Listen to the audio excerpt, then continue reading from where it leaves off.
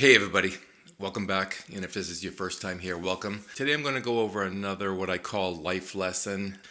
And that's all about how to choose and buy acoustic cymbals.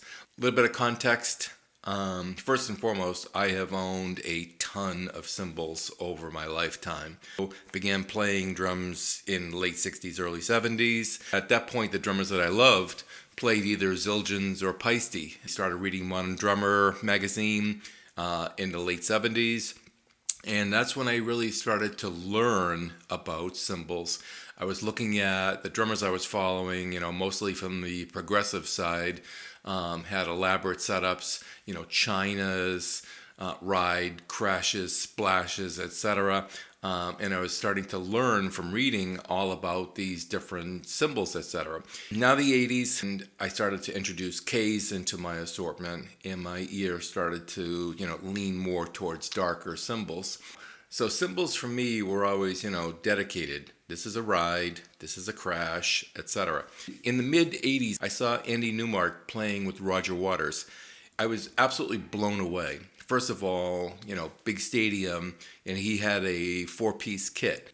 How he got so many sounds out of that kit tore my head apart, number one. But the real thing, for today's video, is he crashed his ride. Now, a lot of jazz guys, have been doing that. Tony Williams comes to mind, etc.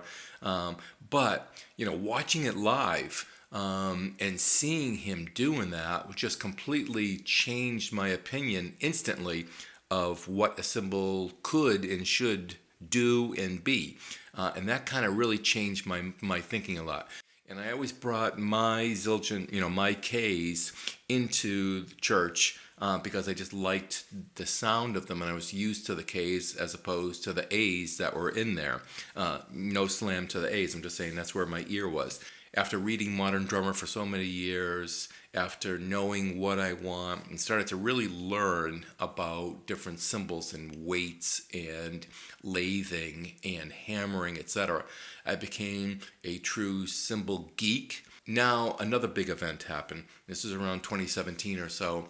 I discovered Carter McLean online. That was right around the time he switched from Zildjian Ks to a GOP. I heard Gops for the first time, and I was absolutely floored. They were just gorgeous sounding, and that's really where my ear had been going. That sound, the way he played it, but more importantly, that sound had to have them. There's a really good local drum shop, kind of specializes in 4-piece jazz configuration kits, and a lot of those darker type cymbals. And I'll tell you, the first time I touched those cymbals, I was like, wow, that was it. I was hooked. I could not play my Ks any longer. I started buying all of the Agop series. And then when I started playing Agop, I became an Agop snob. I could not play anything else but Agop. And I've changed that over the last couple of years. I'll get to that in a minute. But I was hooked. So many great cymbals. Like most cymbal manufacturers, they've got a great line of cymbals that sort of cater to every sound, every playing style. Another big thing happened during that time. In my newer home studio, I was able to actually incorporate real cymbals back into my set. I was using a hybrid set. So, I tried using low volume cymbals first with my electronic set, and I recorded it, and I didn't like the way it sounded. I thought it sounded too brittle, not enough body. It just didn't sound right. I was using one overhead to capture I was using just a hat. Then I had an aha moment, and I put a set of my Agop signature hats on that kit, and I was floored how great it sounded. And that got my head spinning in a different direction. So one other thing that happened during this time period that really kind of opened my head a little bit, I said I was an Agop snob, but every time I go to the shop, I remember distinctly I'd always walk around with sticks, and I just walked around the shop and I would hit everything just to hear it. There was a 22-inch Paiste swish, and I remember I tapped it once, and my heart said, whoa, this cymbal is absolutely gorgeous. But in my mind, I'm thinking at that point, this is 2018, 19, I'm thinking, I play a Gop. And I can't tell you how many times I kept going back to that Paiste. Every time I go to that shop, I'm like, man, I love this cymbal. In the last couple of years, I think I finally gotten to the point of just saying, I love cymbals. Yeah, I'm an agop guy, but a great cymbal is a great cymbal. And I think at this point, if I think back or just think about cymbals in general, to me, I own Zildjian 15-inch K-Lite hats. And even today, I'd say the best hats I've ever owned personally. And just, like they suit my playing style. I absolutely love them. One of our church campuses has a set of them. I love those hats. Those 15-inch are big enough to, to handle a big room, and they're articulate enough that when I'm playing in a very small setting or mid-sized room, they handle that room exceptionally well. So I love those hats. And there are Sabians that I absolutely love, HHX, Vault, Artisan. The Paiste Masters, I would buy those in a heartbeat. I just absolutely love those. The 602, the Modern Essentials, love those. Meinl, I absolutely love. I love Meinl cymbals, and I love so many different styles that they bring. I think they're one of the most innovative companies out there. There are Istanbul, Mehmet. I've tried Bosphorus, UFIP, etc. So many different great cymbals out there. Let's kind of switch gears a little bit. When somebody, I belong, like a lot of you, I'm on a lot of drummer forum groups, so, when the drummer says, some drummer writes, hey, I'm looking for a 22-inch ride. That's just too general. So I understand the thought process behind that. But, put some context behind it. Hey, I'm looking for a 22-inch ride. I play this type of music, and my band usually plays in this type of room, these types of rooms. I personally like this type of style. My budget is X. What do you guys think? That's a whole different way of asking the question, and you're going to get much better answers than just saying, I need a 22-inch ride. That's just too general. So let's talk about low volume cymbals for a second. When Zildjian first released the Gen 16, the first version, I bought those. I have owned 5 sets of low volume cymbals, always in the quest of trying to learn. I think low volume cymbals are wonderful, certain applications. If I think about teacher, student, you can't beat them. If I really just want to if I want to practice and I want to be on a real cymbal without the volume, you can't beat them. No pun intended. They're fabulous for that. If I'm in a low volume situation and I still want cymbals, you can't beat them. They're perfect for that. Love the hats. Didn't really like the crashes on the ride. It almost sounds like there's a rattle sound to it, and there's an overtone that comes from it that's just not pleasing to my ear. Yes, they're fun to play. Yes, they're real cymbals, etc. Drum Tech with Ralph on board did a ton of videos. I'll link some videos down below that really kind of, I kept going back to.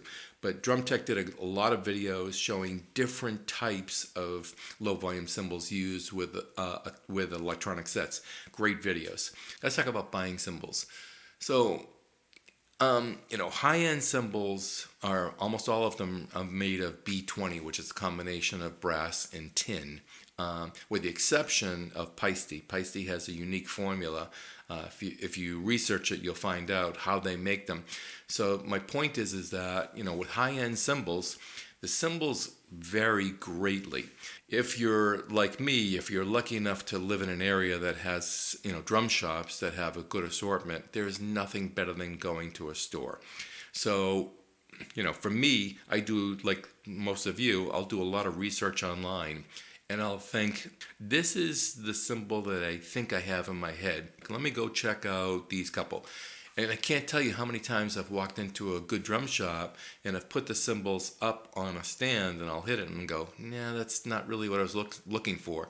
And I'll look for something else. And sometimes I'll buy, and sometimes I'll just leave there empty-handed and go back to research. That's okay. But, when you get into higher quality cymbals, you can put up 3 Zildjian Ks, same size, same series, 3 Sabians, same size, same series, 3 Agops, same size, same series, and they may sound completely different from each other, and that's usually due to the weight specifically, but the lathing and the hammering, a lot of that is done by hand, and that's going to alter the cymbal's tone and the characteristics of it dramatically. So if you think, hey, I want a 19-inch blah, blah, blah, and you just buy it without playing it or hearing it, you may be disappointed when you get that. I'm like, this is not really the sound I was going for. And that's why it's the uniqueness of it. Now, Paiste is the exception to that on their high-end series, because my understanding is what they do is they create a model cymbal and they say, this is the master of that.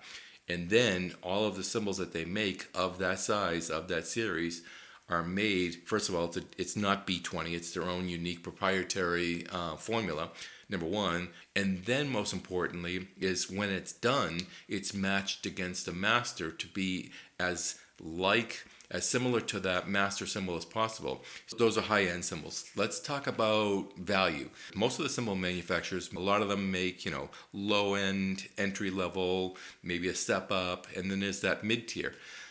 I would say don't disregard the mid-tier series. I've bought them, I've owned them. I still use an Agop Exist. So as an example, Agop makes the Exist line. And the Exist, most of these cymbals are primarily made by machines. So they take sort of the human touch out of it, and therefore the cost is much lower and very favorable. These are great cymbals. Now I have an Exist 22-inch crash that I use today in church as both my ride and my crash. And 95% of that cymbal is fantastic. It just sounds wonderful. It does exactly what I want it to do. But when I hit the bell, there's an overtone. I can hear it. Absolutely nobody in the band can hear it. Absolutely nobody, in the congregation listening to it says, hey, what's that weird overtone? I can hear it. Let's flip gears. So box sets. Let's talk about box sets. I've never bought one myself, but we've bought them for church. I've used 2 or 3 different sets at this point. I think 3. Here's the great thing about box sets. Fantastic value. You can't beat it. You're buying quality cymbals, getting a really good price. They're selecting the cymbals for you. So if you really don't know what you're doing, it's much easier for you to buy it. To me, there's always like 2 cymbals in there, whether it's the hat and the ride or the hats and the crash, whatever. And I absolutely love. I'm like, these are fantastic. And then there's 1 or 2 cymbals in there that I like. They're pretty good and totally usable. And then there are a couple in there I just don't like. And that is what I found with the 3 different box sets that I've used. It's always kind of the same thing. So I'm not knocking it. I'm just saying be aware when you're buying cymbals. Now, to me, I'm a cymbal snob. I've done a ton of research on how cymbals are made, and I understand different weights. Let's continue with buying cymbals. If you don't have a good store near you, you can go online. Now, there's some pros and cons to this, and let me share my experience from many, many, many years of experience of buying online or shopping online. 2 sites I swear by, mycymbal.com, which is Memphis drum shop, Drum Center of Portsmouth. Both have fantastic videos. Specifically, if you go to mycymbal.com, you can buy that exact cymbal. As an example, let's use Zildjian K-Con, and I think I want a 22-inch K-Con. And there are many different series of K-Con 22-inch. If you go to mycymbal.com, you can see, for instance, 3 K-Con Bounce 22-inch. But if you look at the weights, they tell you the weights, and then they actually play that cymbal. And what I'll do is I'll open up a couple of windows on my PC when I'm looking with the good headphones, and I'm listening back and forth. What does this weight sound like? What does this weight sound like? And you'll be amazed when you hear the differences. That's how you train your ear to understand the variances of what does a heavier weight cymbal do versus a lighter weight or a medium weight, etc. And it's all about how you play, what style of music you play, your touch. That's why I keep going back to the store. Because when I go to the store, when I shop for cymbals, I go to the cymbal and I want to hear the shimmer on it. Instead of just going up and hitting it, I'll almost always go up to the cymbal, put it on a stand, and I'll just tap it, just glancing below. I want to hear the shimmer of that cymbal. Then, putting it on a stand. If I like using all my cymbals as crash rides, so I want to hear that cymbal played lightly. If I touch it Does it shimmer? Does it open up immediately? Or is it meant to shut down quickly? So depending upon what I'm after, if I'm after a cymbal that wants to shut down, that's what I'm going for. Listen to the shimmer, and then I hit it harder, and then to the point where I'm riding it on the, I change my stick angle, where I'm riding it more on the edge of it, not bashing it, but I'm hearing what does the cymbal wash sound like.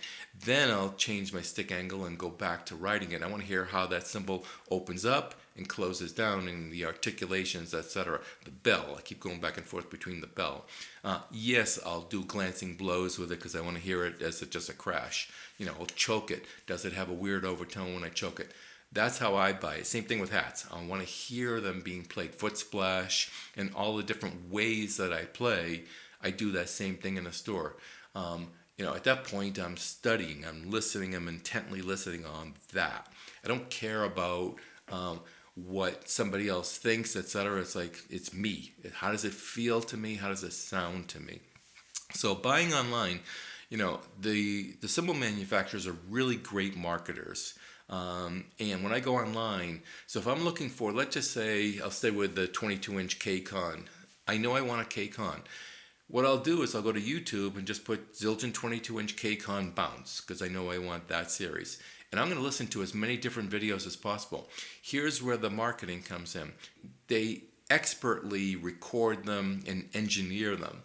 And I think that's great because you really truly hear the cymbal and they sound fantastic, but all their cymbals sound fantastic. And my point is when you actually buy that cymbal, you're like, it didn't really sound like that. So my point is that, if you want a Byzance 22-inch, extra dry, which is just a wonderful cymbal, or the, the Foundry Reserve, which are gorgeous cymbals, if you listen to their site, you're going to hear it, and you're going to hear it in all its glory. I would go online and I would just search for that cymbal, and I want to hear a guy, in his basement with his recording, and I want to hear another drummer, Chicago Music Exchange. I want to hear Forks Drum Closet. I want to hear many different versions because they all record them differently, and you're really going to get a true sense online. And again, this is if you don't have a local shop. You're going to get a really true sense online of what this cymbal probably is going to sound like, again, if you can't get to a store. For me to sit here and say, well, this is what I like, it's like, that's me. And what I would say to you is do your own exploration. Again, I'm going to put down some links down below that have really helped me over the years, and I hope they help you. But for me to tell you sitting here today, these are the cymbals that I like, and or what to look for. That's my own personal journey. That's my own, all of this is subjective. Sound is subjective. Personal choice is subjective. My whole point of this is hopefully trying to share my experience of my 50 plus years of playing and buying far too much gear and selling far too much gear. Of kind of been there, done that, and just my journey, just my experience. As always, thanks for watching. I hope this video helps you in your journey, and see you next time.